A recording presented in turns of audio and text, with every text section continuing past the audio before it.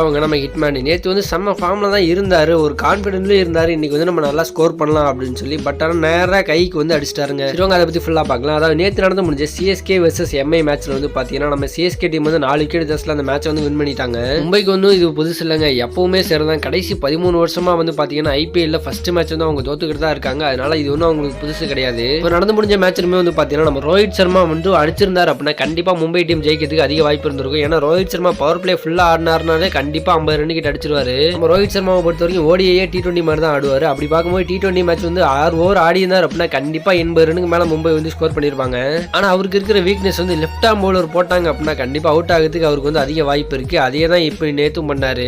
கலீல் அகமதோட ஓவர்ல தாங்க out ஆவாரு. First 3 பால் வந்து டாட் பால் போடுவாரு. அடுத்து 4வது பால் நேராக ஃபீல்டருக்கு கையில் அடிச்சு அவுட் ஆயிட்டு போயிடுவாரு நம்ம ரோஹித் சர்மா. அவுட் ஆயிட்டு போனது நம்ம ரோஹித் சர்மா வந்து பாத்தீங்கன்னா ரொம்ப ஃபீல் பண்ணிட்டு தாங்க உள்ளே போய் உட்காந்துருப்பாரு. ஃபர்ஸ்ட் மேட்ச்ல டக் அவுட் ஆயிடுமேன்னு சொல்லி. பட் நம்ம ரோஹித் சர்மாவை பத்தி எல்லாருக்குமே தெரியும், கண்டிப்பா அடுத்த மேட்ச்ல வந்து இதோட சிறப்பான பெர்ஃபார்மன்ஸ் கொடுத்து கம்பேக் கொடுப்பாருன்னு எல்லாருமே எதிர்பார்க்கலாம்.